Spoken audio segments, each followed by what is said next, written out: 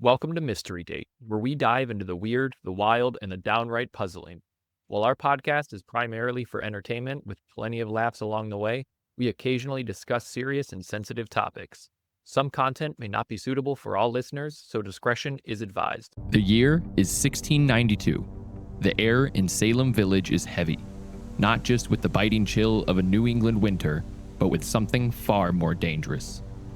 Suspicion. Whispers ripple through the narrow dirt roads, slipping between candlelit windows and over frost-covered fields. A child convulses. A neighbor mutters a prayer. Someone points a trembling finger into the dark and cries, "Witch." What followed was a storm of hysteria that tore through the Massachusetts colony like a wildfire. And all of this was under the shadow of a question no one dared to answer honestly. What if the devil was really among them? Tonight, we're headed straight into the heart of one of history's darkest panics, the Salem Witch Trials. I'm Christian. I'm Kate. Welcome to Mystery Date.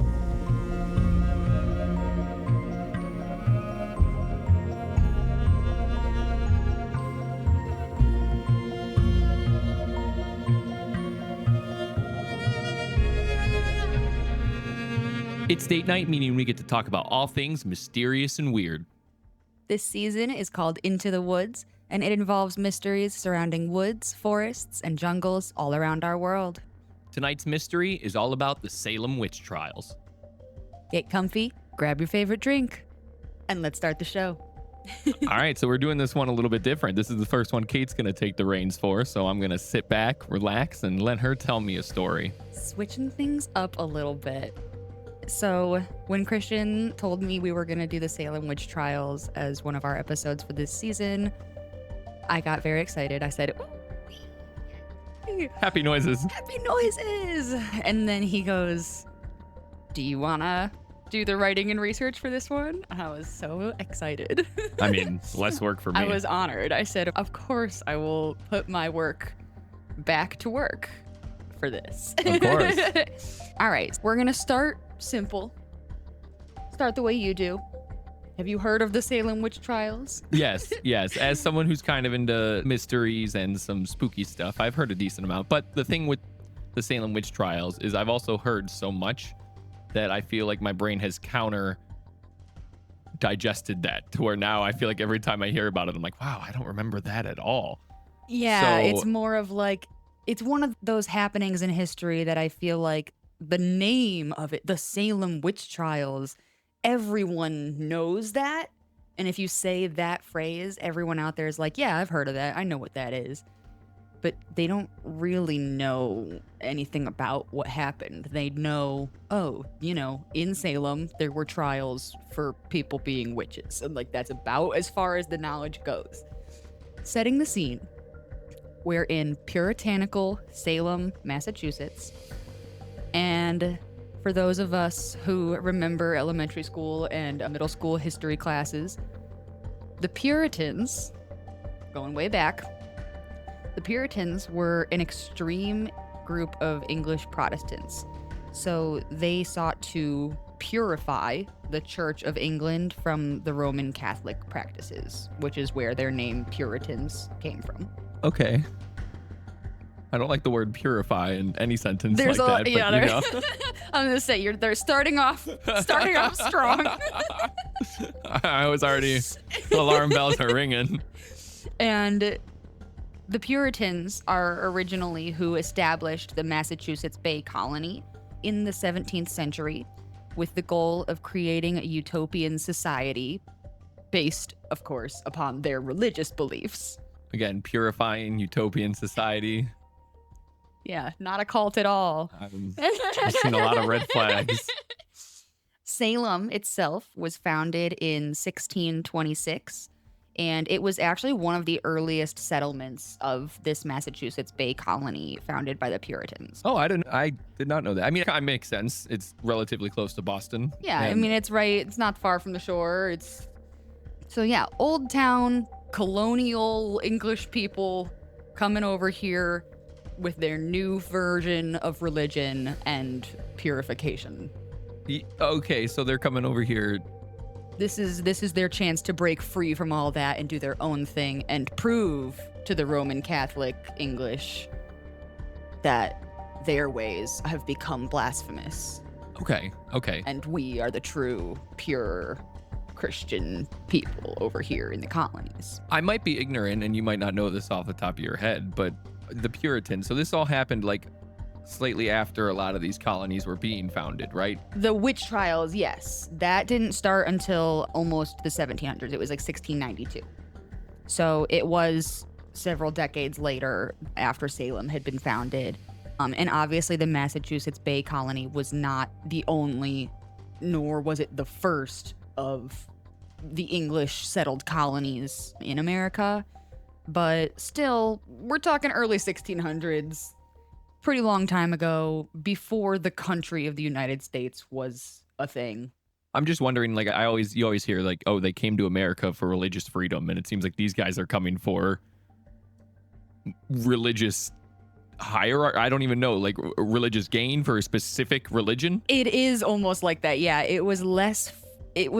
They viewed it as religious freedom, but it was more so verging towards we want to practice religion differently than they're doing in our country, but also we really want to stick it to these guys. Okay. Make sure that everyone, as many people as possible, do it our way. So these guys have great goals. So, yeah, great intentions. Exactly. It was very Christian. Okay. Not me. I was not a Puritan. The Puritans had a very strict belief system that emphasized the power of God and the influence of the devil in daily life. So again, fun stuff, you know. We all love the influence of the devil in daily life. Yeah, oh yeah. They very much believed that things like witchcraft were real and dangerous threats. They believed in hard work, strict adherence to their religious doctrine, and a strong sense of community. However, they discouraged, strongly, I might add, individuality and personal desires. So, again, definitely not a cult. No, this does not sound culty at all. It's built a utopia based on a sole religion where you cannot have personal freedoms. Well, the Puritans, a good way to put it is, I think I read a short story or a poem with a title similar to this, but the Puritans were fearful sinners in the hands of an angry God. Yes, you read that in school, I'm pretty sure. Yeah, At least I don't know anymore, but we did. That is essentially their perspective on Christianity, is that they should be fearful, and punished, humble, almost. punished sinners in the hands of this wrathful, angry, powerful, vengeful God. Yeah, and forgive me, I might be over speaking here because I don't really know too much about modern day religion or really past religion, but it's almost like the opposite of what you have in Christianity today, where it's, oh, if I pray for forgiveness even before my death, I might be able to get into heaven. Back then, they're like, no, we need to be punished for our sins that Jesus already died for. Even though he's already technically gone through this, we need to be punished for this. Oh, yeah, and we'll get into punishments. They have very much believed in that. Oh, yeah. Their key beliefs as Puritans were biblical authority above all, as they and their priest understood it anyway. Of course. Because, again, the Bible is something that people have taken time and time again over hundreds of years and manipulate it to mean what they want it to mean. So we have biblical authority. We have a very strong covenant or agreement with God that emphasizes personal and communal responsibility. Predestination. So that's a big one. Like you mentioned, today, most Christians, there's various branches of Christianity still, but most of them believe that through living a good life or going to church or asking forgiveness or being baptized, you can then determine to go to heaven. You can kind of choose your path based on how you live. The Puritans did not believe that. They believed that God had already predetermined who would be saved and who would be damned. And no matter what you did in life, you could not change this. and certain qualities of certain people might raise suspicion that I think they are one of the damned. And that is one of those things that inevitably led to this witch trial craze that we'll talk about. Okay, so these are great people coming over, Yes. Oh my starting their gosh. own amazing colony that's going to thrive and do amazing things, right? Very extreme beliefs. The next one was a high emphasis on religious education, local houses of worship, and spreading their religion. And I'm assuming using probably local taxes to fund that.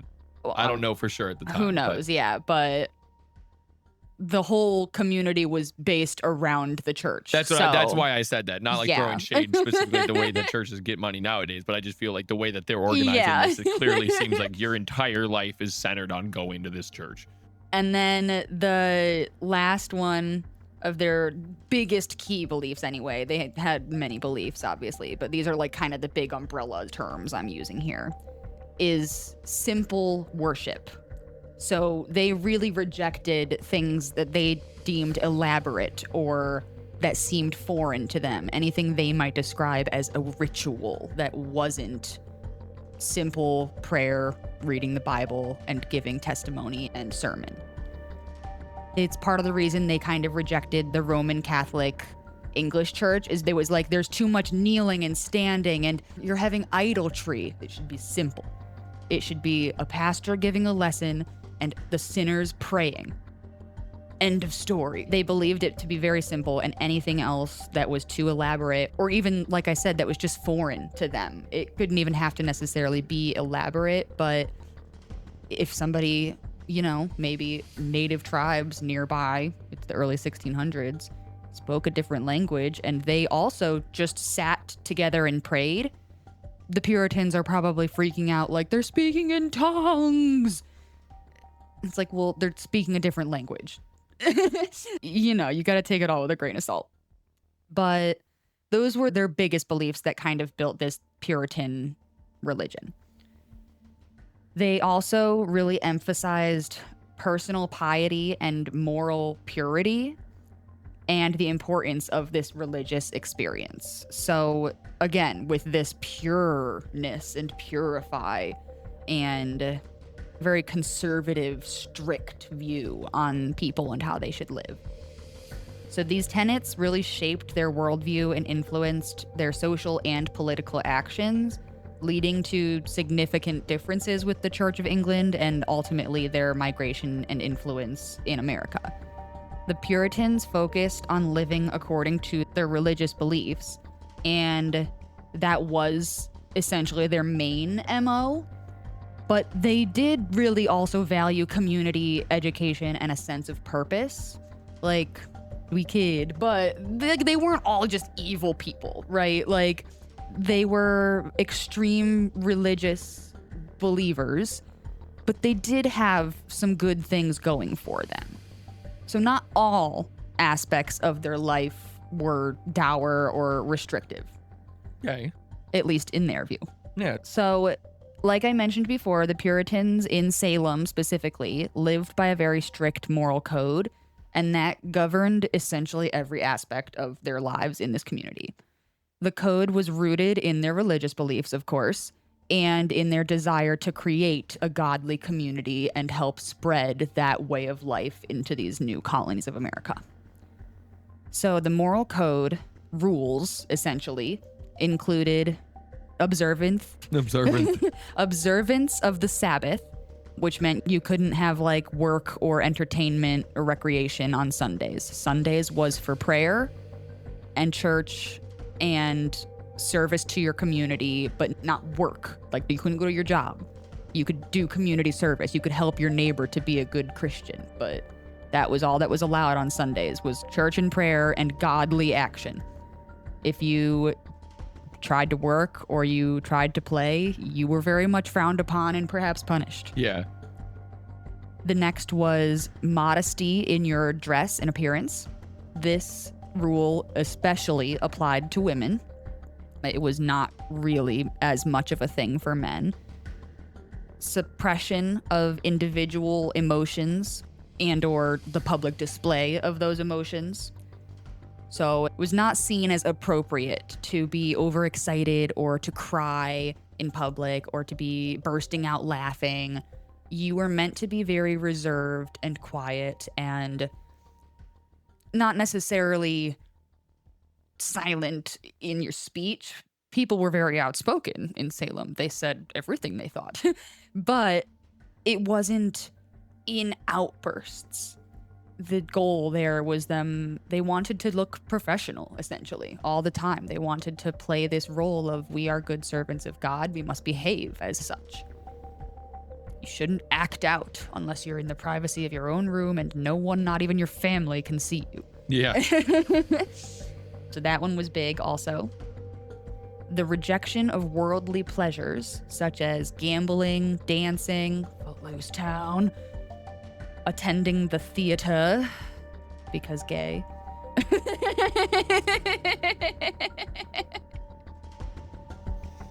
It's a boring town. Yeah, along with a ton of other kinds of entertainment and recreation were essentially banned. And if you were caught engaging in these activities, there were punishments. So again, your life was about church and serving your community and your household, and that was essentially it. And then their last main moral code was the very strict and enforced gender and household rules in the community.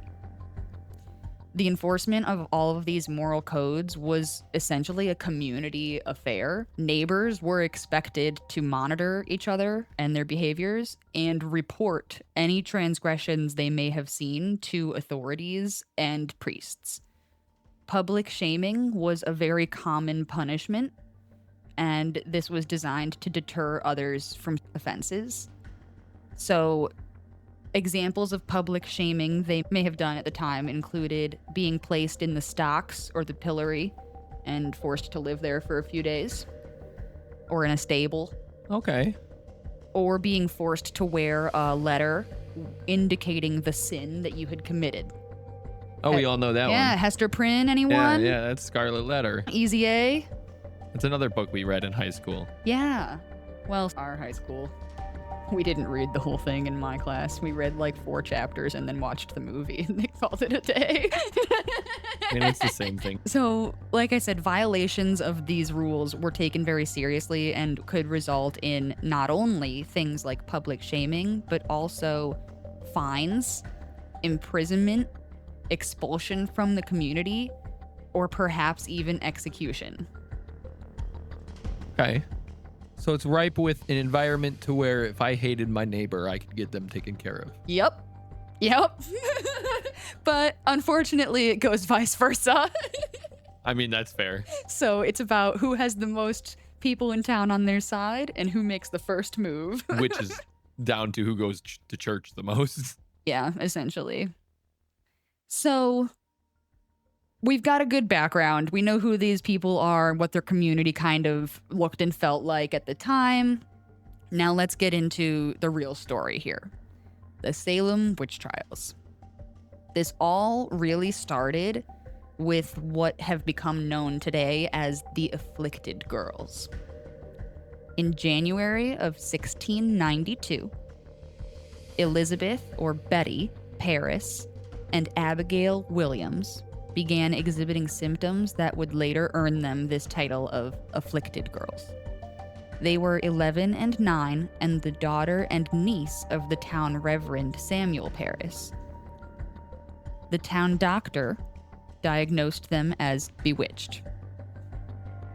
So, again, early 1600s or late 1600s, these girls start exhibiting some weird symptoms. They call a doctor in, and his official diagnosis was, "Well, sir, they appear to be bewitched." What were their symptoms again? We'll get to that in a second. Oh, well, I was just like, Yeah, whoa. we'll get to it. I'll tell you. So these symptoms that they, and eventually some other family, friends, and neighbor girls began exhibiting, including Elizabeth Hubbard. She was 17 and the niece/servant of the town doctor who diagnosed them.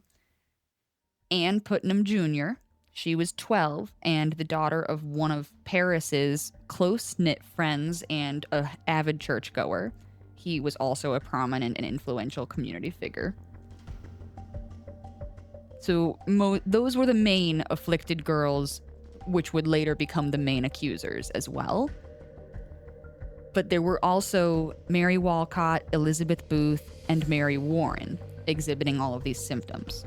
So the symptoms they were having were fits and seizures, strange convulsions, crying out, having emotional outbursts, making strange demonic noises, and speaking gibberish or in tongues, strange and unfamiliar contortions and gestures, hallucinations and hearing voices, and even temporary muteness. I mean, I'm not a doctor, but if I did run into that, I would probably say they're bewitched too. Or possessed. I mean, but, yeah. You know, same thing. 1692, they call you in your nice little perfect Puritan town with all these simple and controlled people, and these girls are just thriving on the floor making demon noises. Yeah, they're bewitched, sir. I mean, that's all there is to it. And you say just they had the doctor look at them. Did anybody else look at them? I mean, their families looked at them too, and there were some efforts made. We'll get into that as well. So there are other conflicting accounts that another girl named Mercy Lewis was among the afflicted. However, I couldn't find concrete information about this. Some said that she was afflicted with symptoms, and some said that she was simply an accuser later on, but never exhibited symptoms. She was 17, and unlike the other girls, she was an orphan and a servant, so she didn't have family name or status. But she was, however, the servant of the Putnam family, which Ann Putnam Jr. is one of the main afflicted girls and accusers. Okay. And again, remember, I mentioned all of this because it comes up. It's important. Many of these girls who had these afflictions and began making accusations later on are connected in town, all right? They're related to the Reverend Samuel Parris, or they're his neighbor, or they're his niece, or they're his slave, or the Putnams, who are these like high political figures in town, and they're very influential and they're rich and they tend to make things happen, you know? And they go to church every Sunday and they help the community. Everyone in town knows them. These are the people we're dealing with. It's not just like Joe Schmo, all right? It's like, oh, okay. It's like it's the mayor and the reverend and the judge and their families. So they started showing symptoms. They brought in a doctor, and then they stopped showing symptoms, but then started making accusations. Yes. Did anybody say why they stopped having symptoms? Was the doctor they seem pretty good now. I guess the witch left. So, remember, this began in January. The first few girls began exhibiting symptoms. And by late February, after being pressured in various ways to name who was responsible for this bewitchment and their suffering, Betty and Abigail and Ann Putnam Jr. were the first three to name 3 witches in Salem that had cursed them. Do you know how many people are living in Salem at the time? I did not actually look that up. Okay, so it says around 2,000. Okay, yeah, so small town, which is what I was thinking. We grew up in a very small town, and I know the size of Salem, so I knew it was, it's not a humongous city, but also, like, it's so early on in these colonial days, I couldn't have been a massive No, I was just population. wondering, because you got 3 witches in a town of 2,000. That's pretty concerning. If I was a governing body that believed in this, believed that witches were a possibility and that this could be a threat to the community, I mean, yeah, you got 3 out of 2,000. It's like, oh shoot, we might have an epidemic coming. When you got these girls like flailing around on the side while they're on the stand, they're like, witches! To be fair, I don't think any of the girls said or implied anything about witches until after the doctor diagnosed them as bewitched, and then parents and family members and doctors began pressuring them to tell them who bewitched them. But I mean, if you're bewitched, it's just, The natural reaction, witches! well, it's just assumed that hey, who bewitched you? Oh, it's this girl. I mean, you could assume that they're a witch gosh. because they bewitched somebody. So the first 3 witches to be named by these afflicted girls were Tituba, Sarah Good, and Sarah Osborne. I thought you were about to say Sarah Bad. Sarah Good and Sarah I Bad. was like, okay, well, one of those Sarahs might be a witch. Oh my gosh. So now we're going to kind of get into the whole rise of confusion and chaos and ultimately despair that came from this initial affliction that some of these girls were having. First, little fun fact, 244 people in total were accused of practicing witchcraft in Salem over the course of about a year. By the girls? No. Oh, I was like, no, holy no. shit. No, just like throughout this time period. Over the course of a year, 244 people in total were accused, and 54 of them confessed. 20 people were convicted and or executed, and 3 died in prison before their trial. The witch hunts were very uncompromising. People were accused and even imprisoned for outrageous reasons, such as the tone they spoke in, not being liked by others, like you said. So if I got a beef with my neighbor, I can just, essentially, yes. Or just because someone looked at them the wrong day. You know, if you're just in a bad mood and someone looks at you and you're like, oh, you know what? Fuck that guy. I'm going to go accuse him of witchcraft. You could. What were the actual accusations? Okay, so we'll get into this.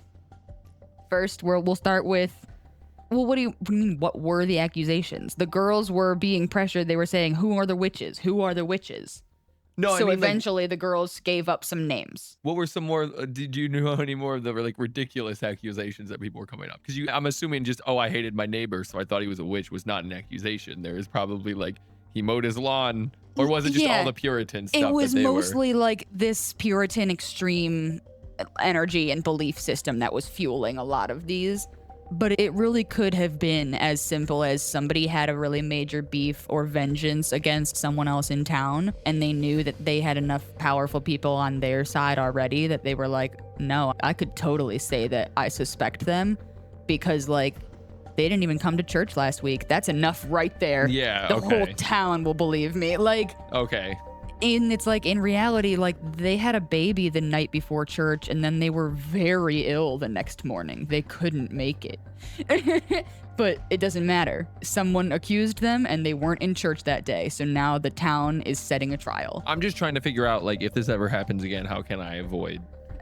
So go to church Go every to day. church all the time and make besties with the minister. Yeah. But honestly, also better than making besties with the minister is making besties with the judge. That's true. I mean, that's true today. We're going to get into all of that too. So let's talk about the quote unquote witches. I say this because whether you believe in things like witchcraft or even Wiccanism or whatever you want to call it or not, most of these people had nothing to do with that or with occult or with Wiccanism or anything like that. They were simply people being wrongfully accused by their neighbors. So that's why I put it in quotes. They weren't actual witches. They were people. Now, let's just play with the idea, though, that witchcraft does exist. Could there not have been a witch in Salem? Well, there was, but that was the Sanderson sisters, and they already made a movie about that. At this time? Dude, Am I I'm fucking... talking about Hocus Pocus. Oh. God damn it. I was so ready. I was like... The Sanderson sisters. Just didn't process. I was like, I'm sorry. There are 2 documented actual witches, and they went after all these people? Oh my gosh. I mean, okay. If witchcraft exists, then like, sure, maybe some of these people were really witches. Maybe that's why some of them confessed. I'm not trying to blame anybody, but I'm just saying, like, maybe there was a witch in Boston. Maybe she didn't have anything to do with this. Yeah, she got word that these trials started, and she was like, fuck, I'm moving she back left. to England. They've stopped their witch trials. I'm going back. Okay, so the first one up was Tituba. No last name because she was an indigenous slave of the Reverend Paris. Okay. You guessed it. Because God says you can have slaves. Exact. Of course. Well, she was indigenous. So God says you can have indigenous slaves. Yeah. You know how them old white Puritans been feeling back then? No, yeah. They'll have a war about it in like 200 years. Her official ethnicity is not for sure known. She may have been South American or African. She could be from Barbados. That is where Reverend Paris secured her from. Okay. When the afflicted girls were first diagnosed as bewitched, Tituba, being the slave in that household where the girls lived, she was asked by the doctor and the families to bake a witch cake to identify the source of the affliction. This was a common practice rooted in folk magic. Wait. A witch cake is a cake baked with the girl's own urine and then fed back to them. And it's apparently supposed to release the source of bewitchment from your body. Wait, what? So a doctor comes in, sees girls seizing on the floor and speaking in gibberish or unable to speak, and says, "It's a witch. Someone bewitched them. Feed them a cake baked in urine." And their moms and aunts were like, "Yes, good idea." My problem with look, that's fucked up. I don't even want to touch that. But my problem with it is these motherfuckers are like, okay, we're gonna start our own religion that has none of these weird practice shit. And now they're all of a sudden over here like, we're gonna bake a witch cake because that is going to tell us what's going on here. Because did God tell you to do this? All right, look, guys, we're gonna have a very short aside right now, just for a disclaimer moment. We don't usually get too religious up on this show. No, this has nothing to do with religion. They're contradicting themselves. I know, we don't usually get into this stuff too much on this show, but we're getting into it today because the story demands it. That's like one of the biggest problems with every religion of ever, from as far back as history goes up until now. The biggest reason that people point fingers at them or that they cause problems or whatever is because there is so much hypocrisy at play. I mean, yeah. It's always, you have to follow these rules, but I can pick and choose which rules I follow. Yeah. All the time. So essentially, yes, that's what they were doing. They were mad at the Roman Catholics for playing music and getting on their knees during church and taking communion. But then they were like, let's bake a witch cake for the bewitched girls, instead of trying to learn science to help them. Because science is the devil. I mean, I just don't even understand. Like, you'd think the answer would have been, well, they prayed over them. Oh, I'm sure they did that too. They fed them holy water. No, they made a cake out of their own piss and called it a witch cake and fed it to them. They prayed over them too, don't worry. But yes, initially, Tituba was asked to bake this cake and fed it to the girls. And later, when she was one of the first named, she initially denied any sort of involvement or knowledge of witchcraft. She's like, I'm not a witch. I'm innocent. I don't know anything about the witchcraft world. I don't know what you're talking about. I just simply baked that cake like my master ordered, and that's all I know about the subject. But after being interrogated and most likely tortured by Samuel Paris, the Reverend, she confessed to practicing witchcraft. In her confession, she described encounters with the devil, and she implicated Sarah Good and Sarah Osborne as fellow witches, which, remember, they had already been named by the girls as well. So at this point, Tituba has probably been being abused and pressured and tortured into confessing something for weeks. Like, I know it was not just a matter of days. It was like a couple weeks or maybe even a month. between the time she was accused and the time she confessed. So that whole time, her master was just probably beating the fuck out of her, telling her she needs to confess. And finally, she's like, okay, fine. Yeah, you know the other girls that they said did it? They did it. So following her confession, Tituba was imprisoned and again interrogated by, this time, the magistrates. During this interrogation, she revealed more details, including having signed the devil's book with blood and claiming that the devil showed her Sarah Good and Sarah Osborne's signatures there as well. She spoke of multiple signatures in that book, and that the book had indicated Salem had many witches residing in secret. Her confession even included a description of witches holding a meeting in Samuel Parris's home one night. In his home. Of course, he had no idea.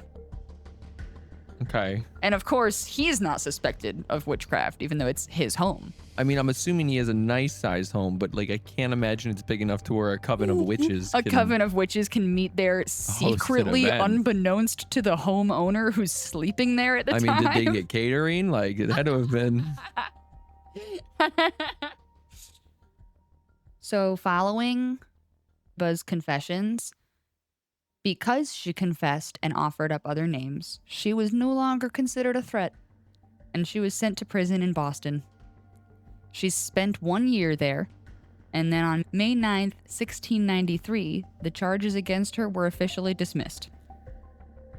Samuel Parris, however, refused to pay any of her prison fees, so she was then sold to another man who agreed to cover them. It was said that after being freed, Tituba left Salem with her new husband, John, and was never heard from again. Historians really don't know anything else about her life after that. Wait. Yeah, so apparently she was bought by a new man who paid her prison fees and then John? let her get married. I don't know. I don't know. It was unclear. Like, I'm telling you, that is one thing that's kind of crazy upon doing the research for the Salem Witch Trials, is that there's a ton of information out there, but almost all of it is conflicting with each other. Oh, yeah. I mean, in a report this old, yeah. Yeah. So much of it is like, well, this girl was the first one accused. No, it was this one. Like, this one was the first executed. No, she was just the first sent to prison. Like, yeah. Everyone's a little bit back and forth. Well, and unfortunately, since Tituba was a slave at the time, there wasn't, I'm sure, much history too much documenting on what was her going life. on. Yeah, so that's about all we have on her. Next up was Sarah Good.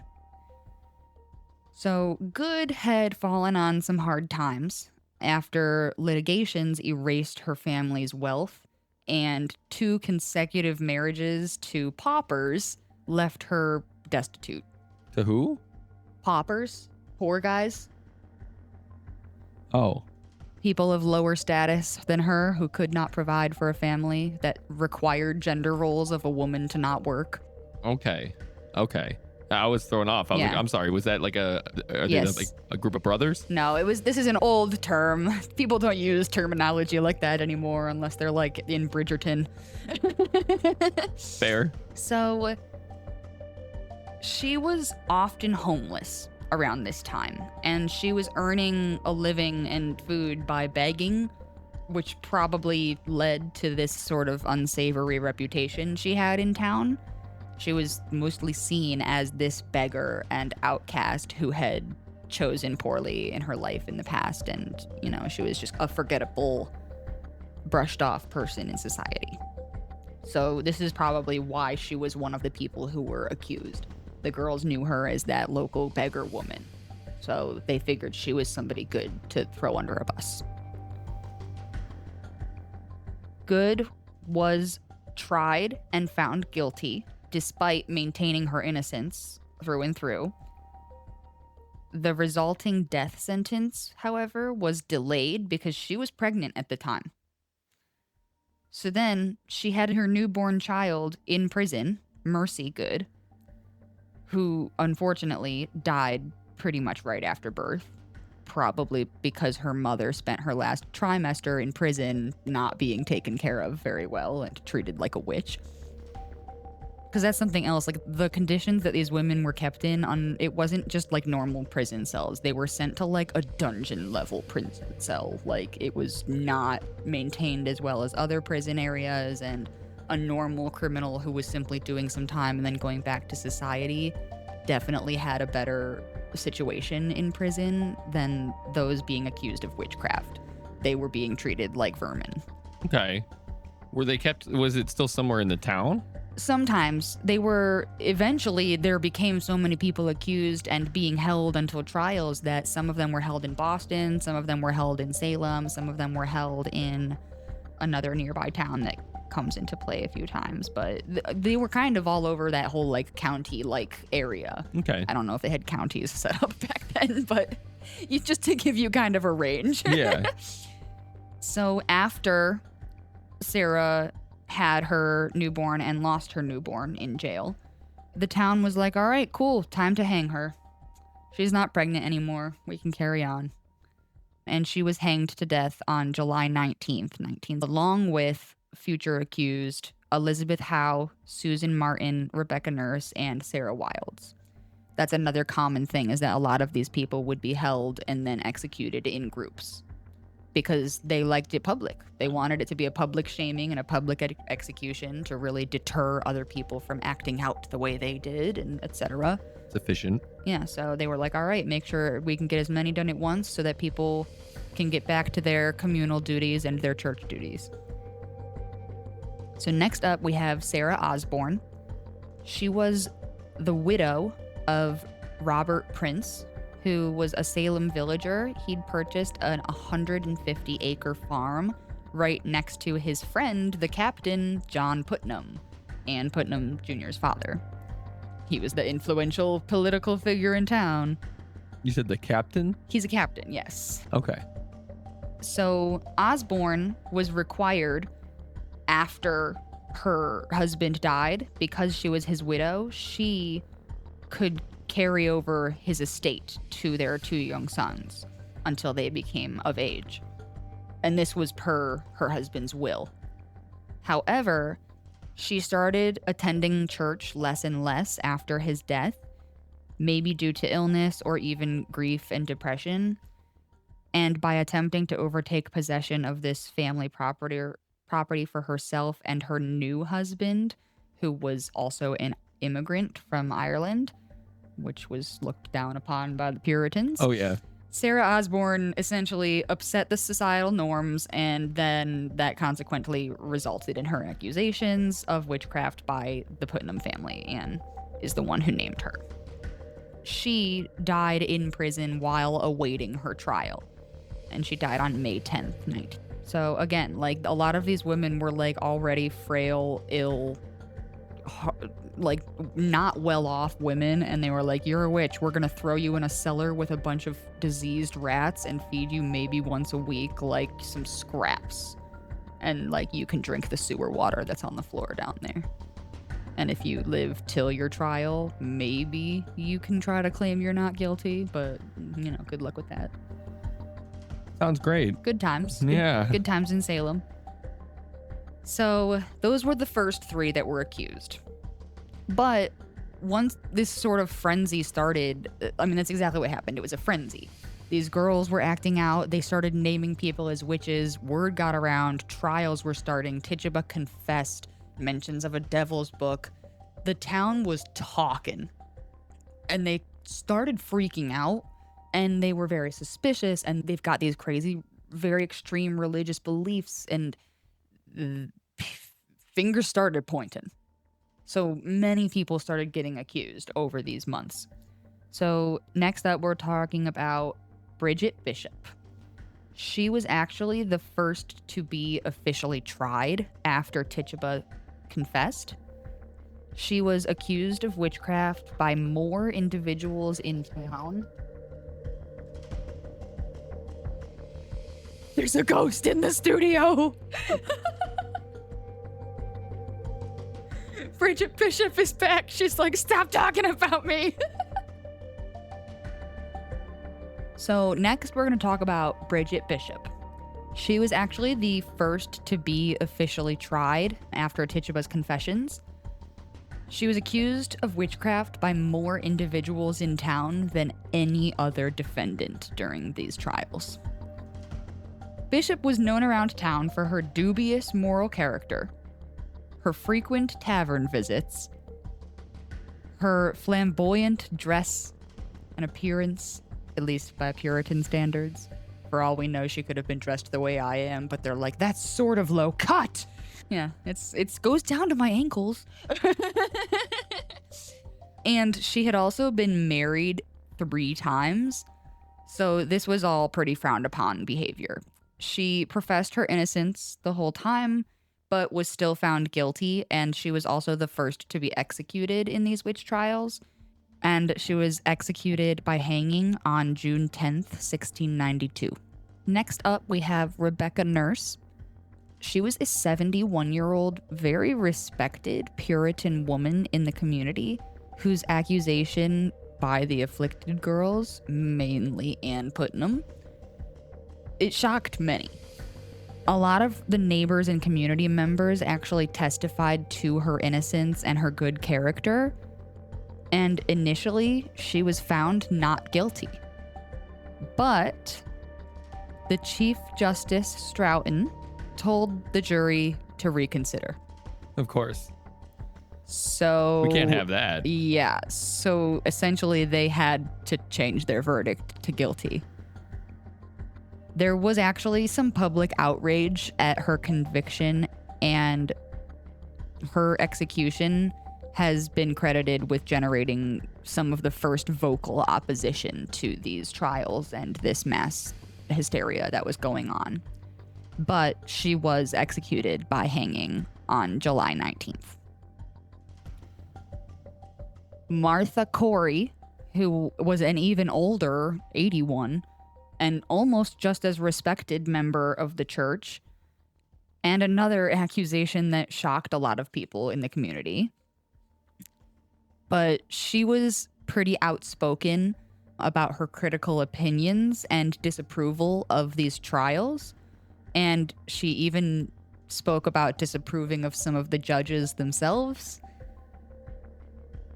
And she also mothered an illegitimate son, though he had been born in the 1670s, and this was the 1690s. So, you know, it's like, you guys have had plenty. He's an adult. He's probably married himself now, and like, you're just now bringing this up as a problem. But of course, you know, she was speaking. She was like, hey, these witch trials aren't cool. You guys are like freaking out and just hanging people. Like, maybe let's not. The judges are kind of being dicks, don't you think? That whole reverse your verdict bullcrap that the Chief Justice pulled, what was that? And then word got around that that's what she said, and, well, the judges didn't like that. So Is that an actual quote? people were like, hang her! Because that's how it went in Salem. So, unfortunately, Martha was hanged on September 22nd, 1692. Next up, we're going to talk about Giles Corey.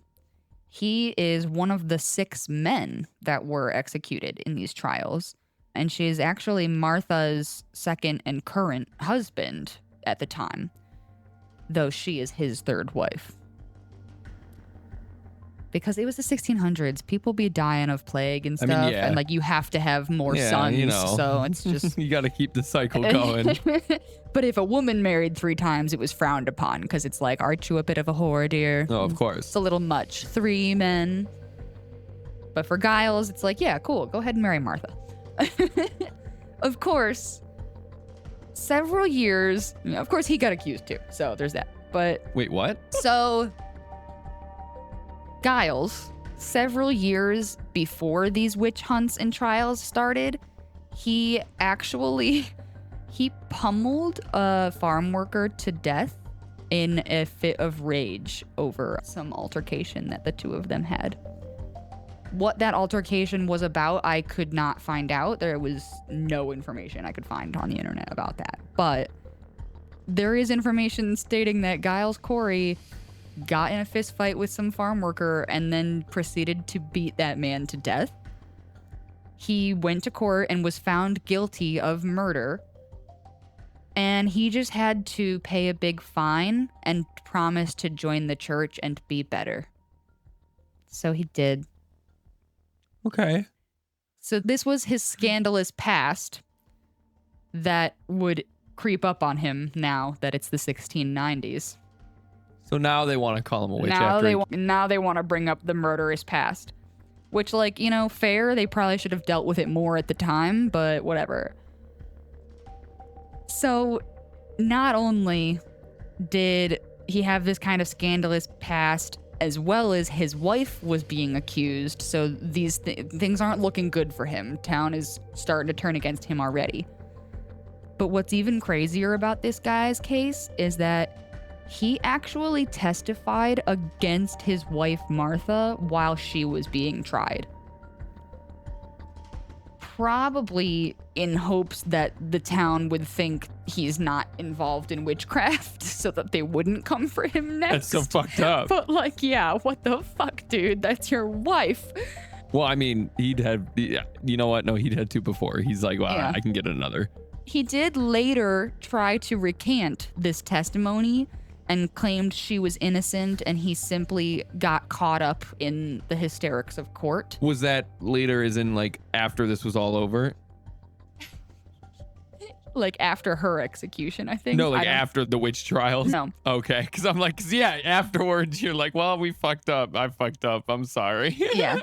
No, he was actually, his wife was still alive this whole time, and their trials were kind of going on at the same time. Hers started first, but then his came into play before hers had really wrapped up and her execution hadn't taken place yet. So he testified against her in her court, and then later, either in court or after they claimed her guilty and set a date for her execution, he tried to recant this testimony. So it was still during at the time. It wasn't like years Yeah. later. He was like, no, she was still innocent. there in prison. Okay. And he's like, no, like, I was just freaked out in court. I was just scared you guys were gonna come for me next. Like, she's innocent, I swear. I mean, that's fair. Yeah, but unfortunately for him, trying to recant this testimony only further fueled the Oh, of course, suspicions yeah. of him. So he was arrested too, and he remained in jail with his wife until his trial in September. When he went on trial, he pleaded not guilty, but he simultaneously refused to, quote unquote, put himself on the court, which essentially meant he was not willing to submit himself to a jury by trial that he believed was already predetermined. They had already predetermined his guilt. Okay, so yeah, before he's the just saying trial. like, I don't want to stand before Yeah. you because you've already made your judgment. Exactly. But they forced him to trial anyway, and he stood mute, and he refused to say anything. He refused to, like, be tried, or refused to make eye contact with anybody trying to say anything to him. And so because he refused to adhere to their court, he was given the dreaded sentence called, I'm probably going to butcher this a little bit, but piene forte et dure. Essentially, this means getting pressed to death. Oh yeah, I kind of buried the lead till now. I've seen this. So this procedure had already been determined illegal by the government of Massachusetts at this time, but they decided we're doing it anyway. So Giles Corey was slowly pressed to death in the field next to the jail. And there is literature written about his torturous death in reference to him having some sort of famous last words. And those last words were said to have been, more weight. Okay. Like, what a badass. Well, I mean, it killed him. These words were uttered as a final attempt to expedite his death, while also showing that not even imminent death could convince him to go to trial. Would that not, if I'm pressing, I mean, just putting myself in that mindset, if I'm pressing a man to death and he goes, more weight, I'm going to be like, fuck, this dude was a witch. I mean, very possible. Like the people, I'm not just playing devil's advocate. A lot of these people in these situations seem to be doing things that don't help. Not helping the situation. If you would simply conform to the Puritan Church's ways. I mean, I hate saying it, but Unfortunately, that is how it was back then. But yeah. So he basically was saying, like, it was said that these were his last words because A, he was hoping to die faster Yes, because it was it's a terrible. horrible. Yeah. And B, it was just showing that, like, I don't care what you're doing to me. I'm still not going to trial and being hanged for being a witch. You can crush me for being in contempt of court instead. That's fine. I've seen that guy's grave. This is kind of sick, but I'm going to mention it anyway because I just feel like it's worth noting how sick some of these trials became, okay? It's even said that the sheriff took his cane and pressed Giles's tongue back into his mouth just before he died to force that to crush too. And it took 2 whole days of slowly being crushed before he died. That's horrible. Really horrible. So he died on or around September 18th of that year. It's a little it was a little bit hazy of whether that was the day they started the pressing or that was the day he died from the pressing. And at any rate, this was just a few days before his wife Martha was hanged. I wonder if there's a date on the gravestone. I can't remember. I don't remember either, yeah. I know some of the graves are Yeah, they're just unmarked. They're not a lot marked. of them are yeah, unmarked. they're not properly marked. Or they just have a month or something like just. Yeah, like they were given more proper gravestones later Yeah. by historians and community members and things. So some of that's a little bit blurry on the details, unfortunately. But the last one we're going to talk about in detail is George Burroughs. He was another one of the 6 men to be tried and executed during these witch hunts. And interestingly enough, he was a minister. The only minister to be accused and executed during these trials. And he was actually referred to as ringleader of the witches. Oh, wow. He served as a minister of Salem Village from 1680 up until he left the village in 1683. And as one of the succession of 3 ministers who left the village in those years leading up to the trials, he did become involved in the village's social conflicts, even though he had left. So even though it was 12 years later, he was still accused, charged, and arrested and brought back to Salem from where he had moved to, which was Wells, Maine. Wait, so this guy moved. He moved to Maine. He wasn't even in gone. Massachusetts anymore. And they were like, we got to ship And we're that like, guy you know back. that minister who sometimes writes letters and talks with our church? So yeah, this guy literally moved to a different state and it was 12 years later. And they're like, hey, you know that one minister that we like sometimes have correspondence with and sometimes talk about like church things and he helps us occasionally with writing church sermons? Let's go get him. Why did they bring him back? Why not just have the Maine authorities deal with him? Like, I don't even understand. I don't know, man. Like, I understand, I guess jurisdiction, but is a witch really a crime to be like worried about whose jurisdiction this is? I guess, but the thing is, many members of the Salem Village and of Andover, a different village, started testifying against him. Oh my God. And they were calling him a priest of evil. Oh, this poor dude. He was eventually found guilty and was executed on August 19th.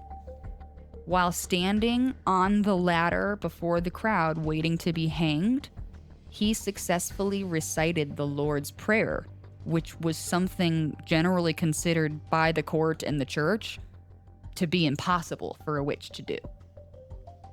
But they hanged him anyway. Well, yeah, I mean, they got this far.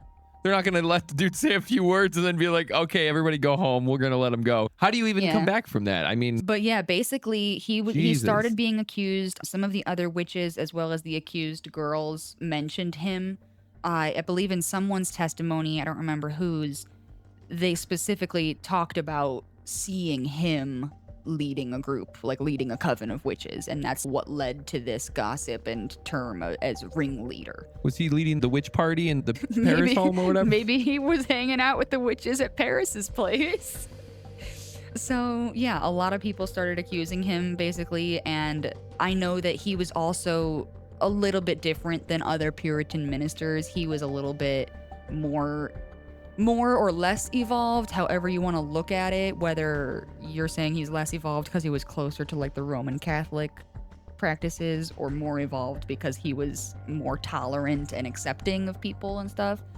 But at any rate, he was a little less Puritan at this point. Yeah. Once he moved away and he was in a different church, in a different community, he was evolving and changing, and his practices and sermons were not quite so pure as Salem would have liked. And so as soon as his name started getting thrown out there, more and more people were just adding it to the hat. So they had to go get him, you know? But even though on the gallows, he said, look, I'll prove it to you. I'll prove I'm not a witch. I will recite the Lord's Prayer. They killed him anyway. We had to take our lights down because there's like a ghost in the studio or something. They fell on me. They just keep flying off the walls at us today for some reason. So we're like, you know what? You can stay off the wall. That's fine. It'll be on next episode, but I'm not dealing with it right now. So George Burroughs' execution did kind of lead to some more public outrage and confusion and disapproval of these whole witch hunts and trials, and just more and more people were starting to question, are we actually hunting witches right now, guys, or are we just being hysterical? That kind of thing. So those are all of the individuals tried and executed that we're going to talk about today.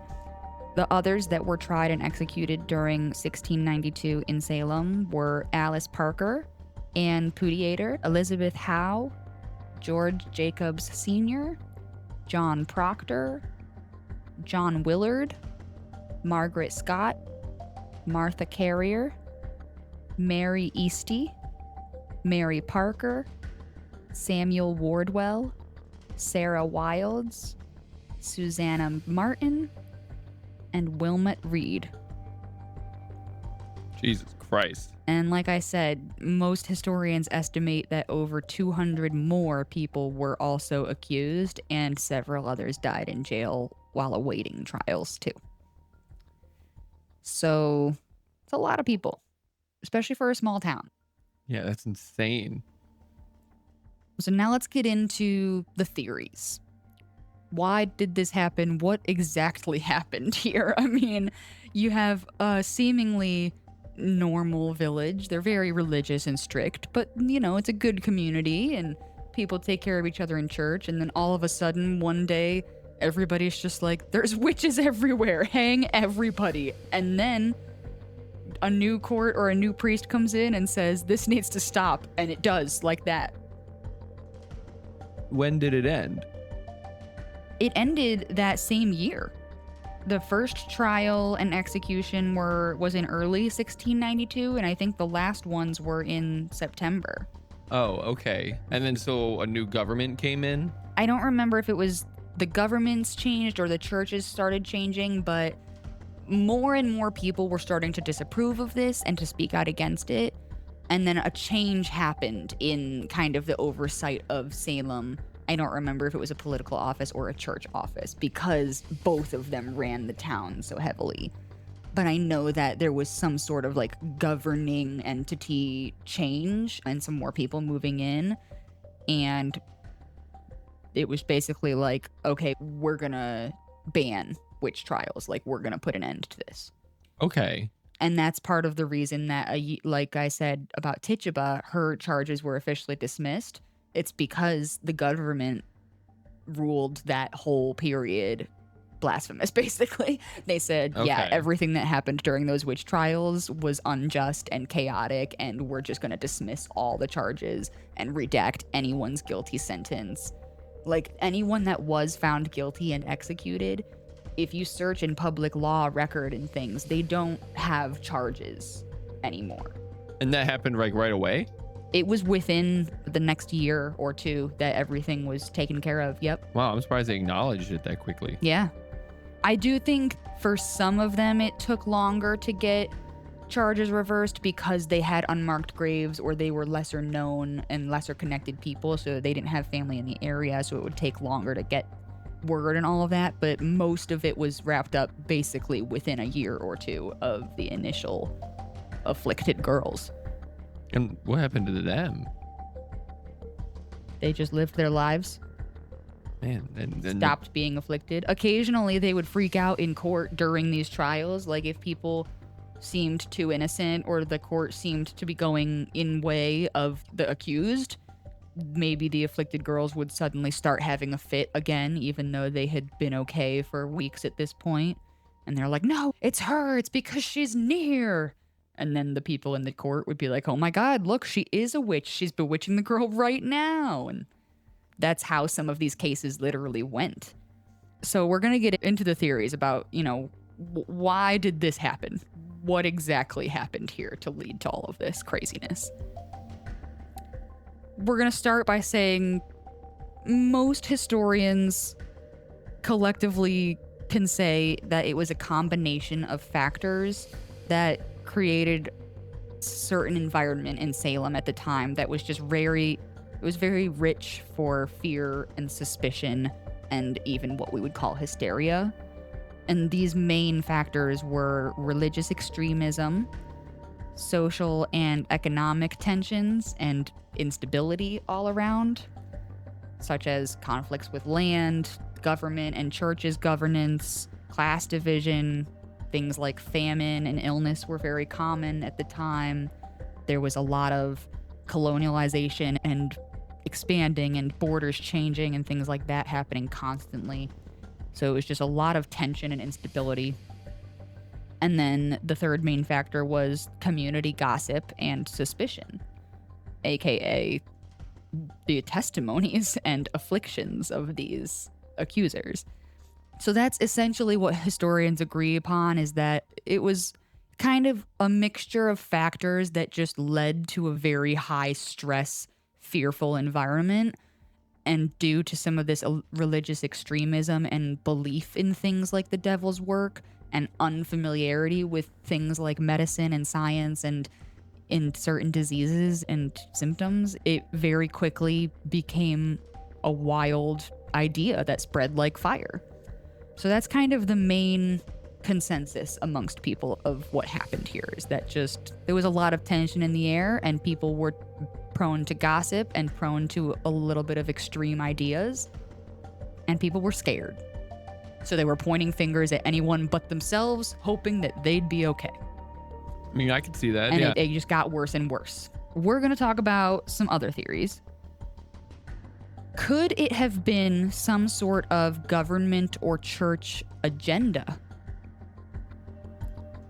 I mean, it kind of was regardless, I guess. It kind of was, right? So England had just come down from their witch hunt craze, which lasted like 300 years.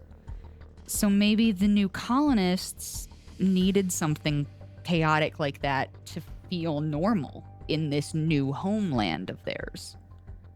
They were, having a sort of nostalgia for this past generation, something their grandparents talked about, things like that.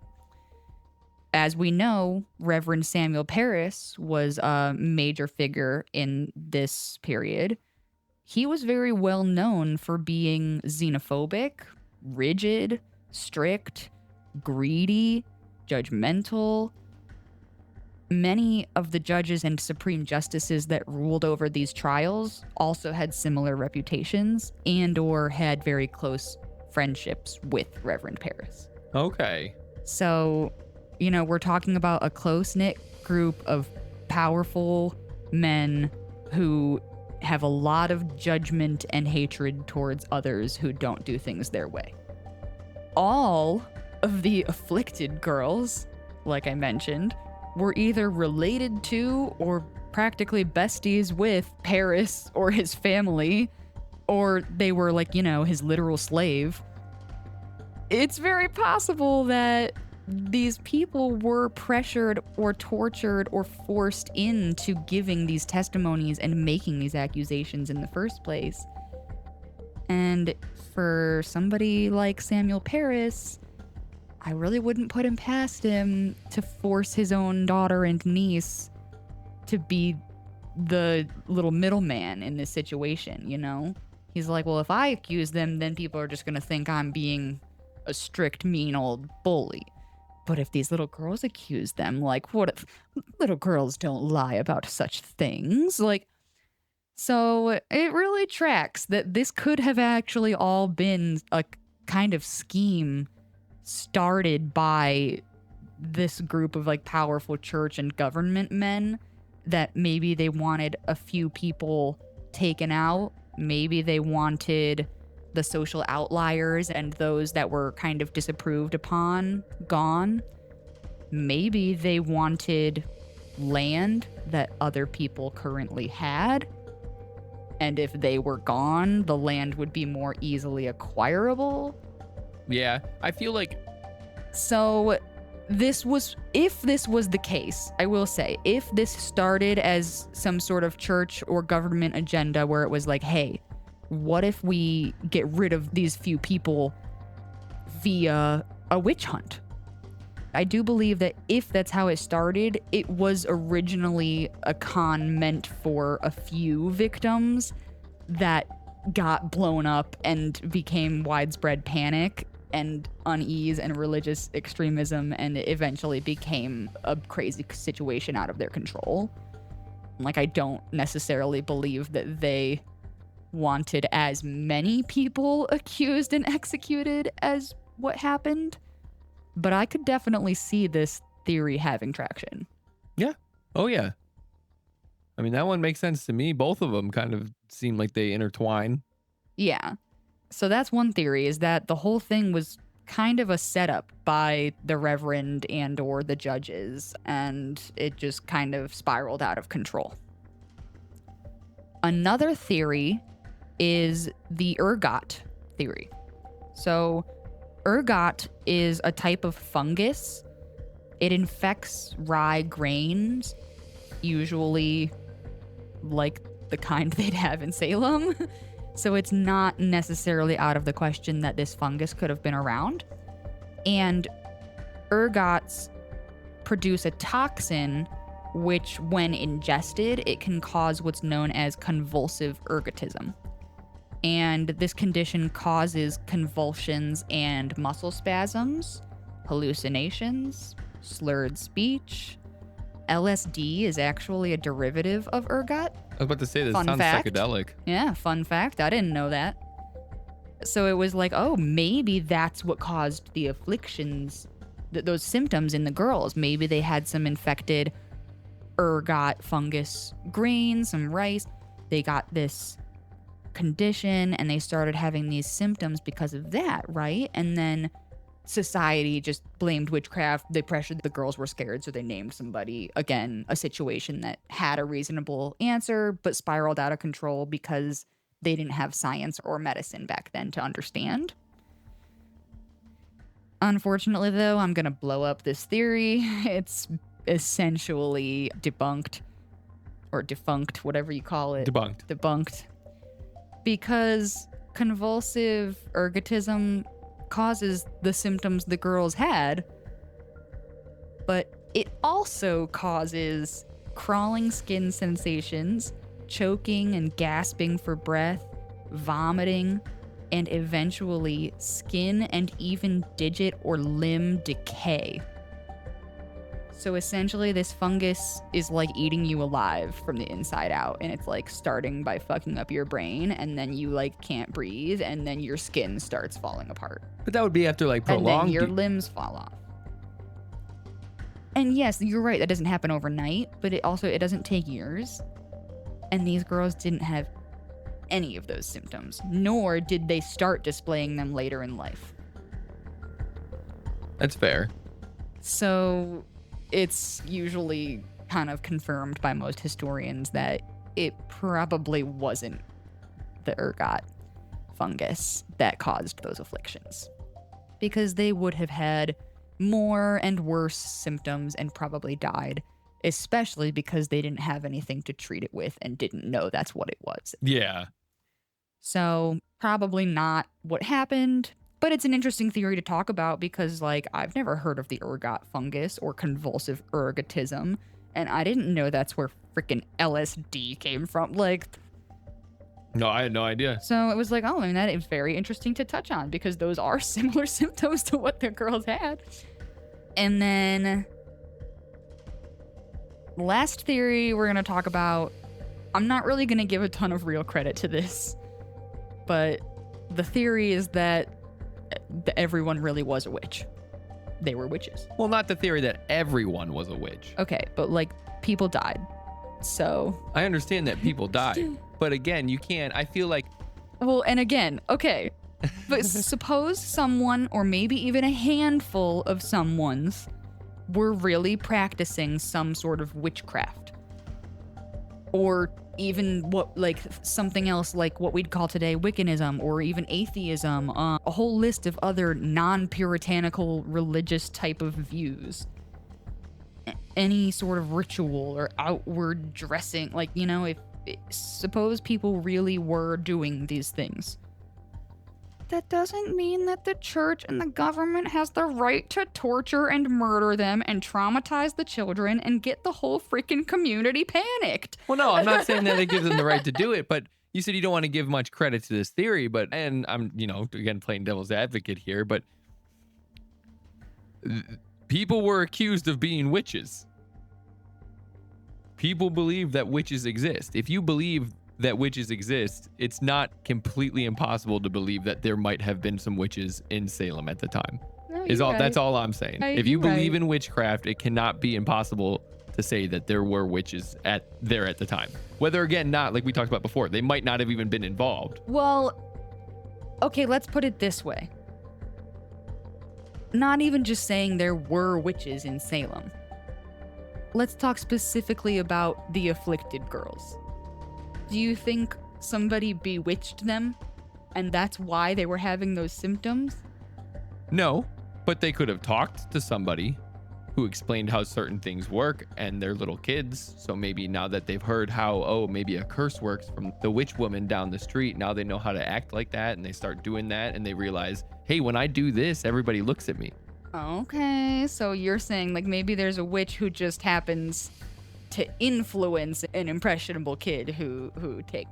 Or again, just a rumor mill. Maybe a witch was seen, and now these kids are all spreading this about, and then they're like, oh, I'm gonna cast a spell on you, and then you're gonna become, and now they're convulsing because I just did it. Like, it's fun.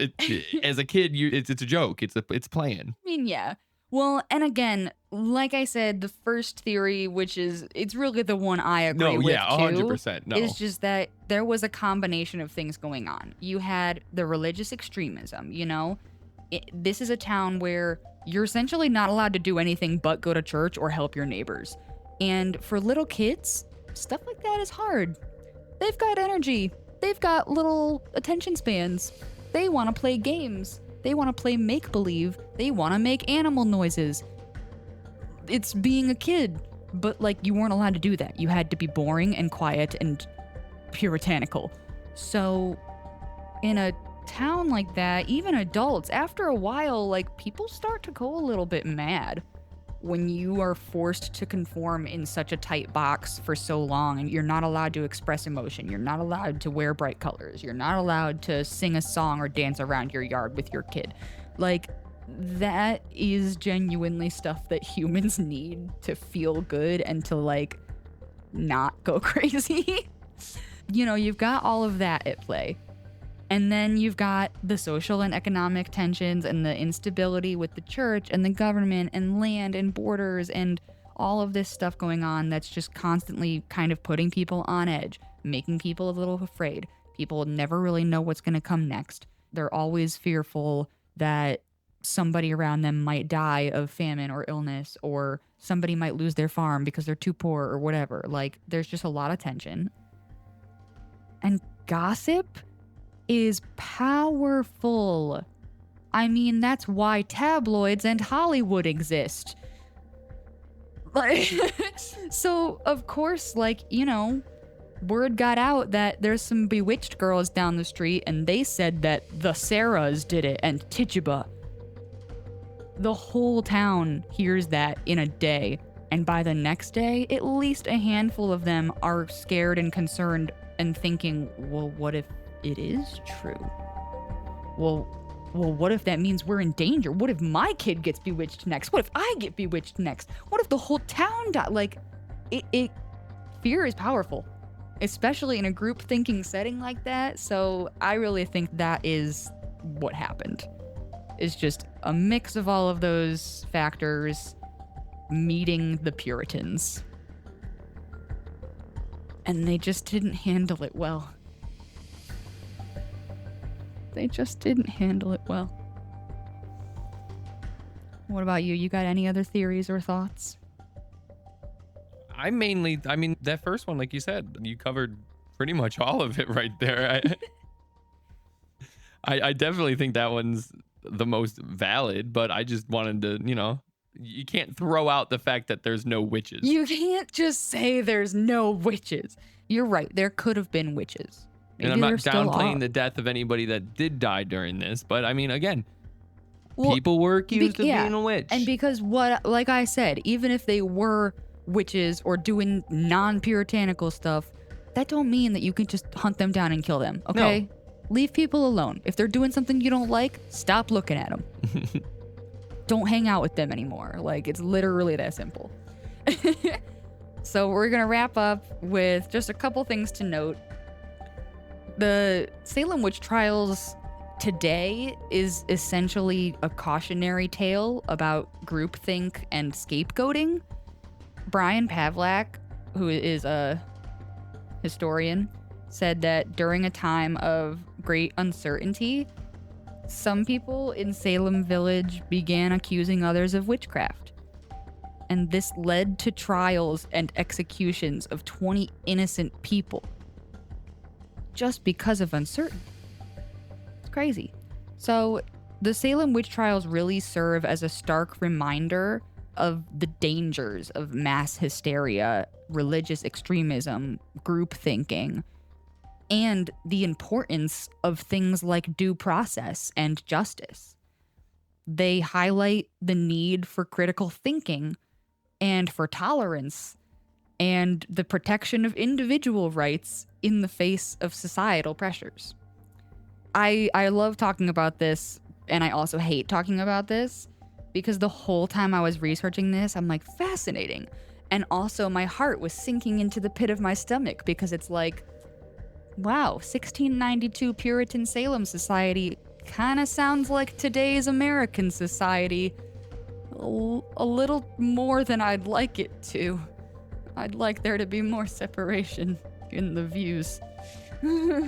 So let's all take this stark reminder of the dangers. The dangers without due process and justice and of religious extremism.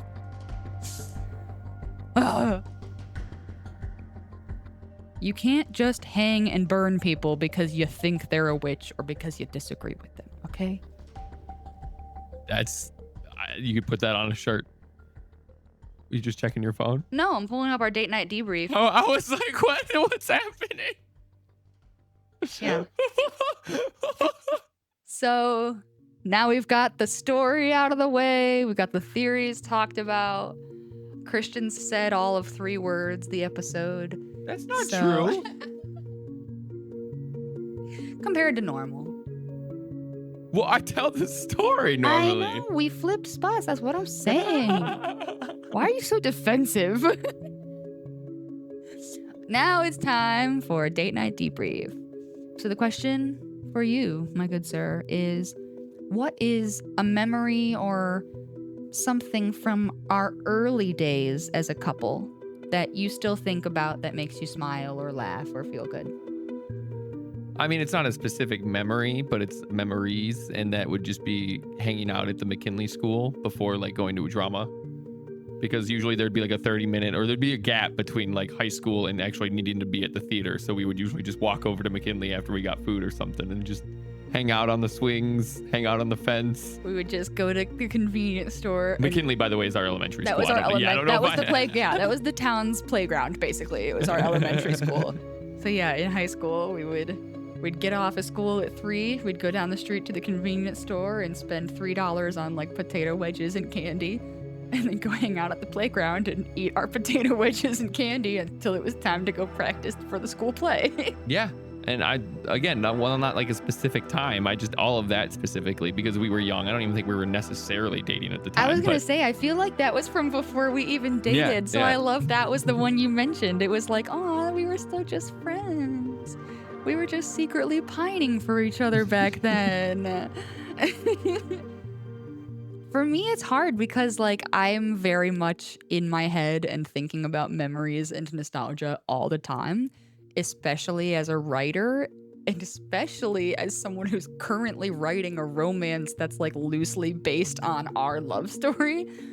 So it's hard to pick a moment, but I'm going to go with one of the most cheesy rom-com movie-worthy moments of my life is when we danced in the rain outside the library, and I think we were like fighting before that, or like we weren't even dating, and I was like, what if he doesn't like me? And like we went to hang out at the school, and you were like, of course I like you, I love you. And it was just like, oh my god. And like then we slow danced in the rain outside the library, which was so stupid and cheesy and cute. No, I like that. I And then remember we that both night. got sick, and it was Yes, like, yes, we did. We both worth got it. Like, cold or pneumonia or something. yeah, we literally both got sick.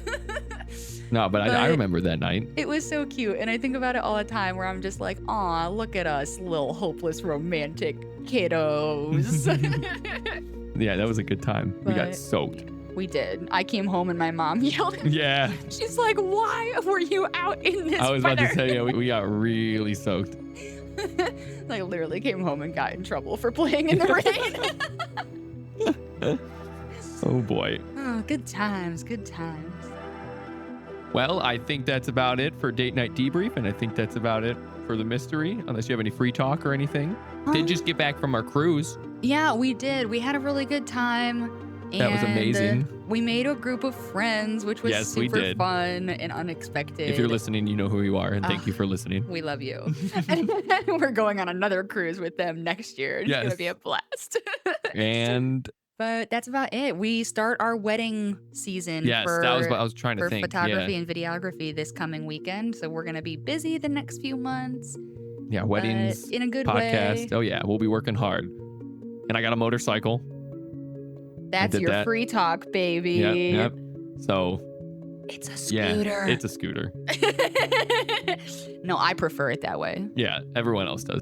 Well, so I think that's about it for free talk, about it for Date Night Debrief, and you told the mystery. I think that was very well for your first episode. She's in her head. Don't let her be. We all have to start somewhere, and I think that was told perfectly. I really do. Thank you. Well, but thank you so much for joining us. Be sure to come back every other week for a brand new episode and a brand new mystery. We hope you enjoyed today's story and our little twist up episode here. And don't forget, you can email us episode ideas or love letters or your answers to our date night debrief questions. Our email is mysterydatepodcast@gmail.com. And if you are sending us an episode idea, please leave episode idea in the subject line so we can find it easily. Also, be sure to share this podcast with your friends or even your enemies. We're not going to judge. And be sure to head on over to mysterydatepodcast.com. You can send us a voice message, send us an email from there, and you can check out all of our past episodes and blog posts. If you like the show, please give us a comment or rating. We love hearing from you, and be sure to follow us on social media as well at Mystery Date Podcast. And tune in next episode. And remember, Every good mystery deserves a date. Bye.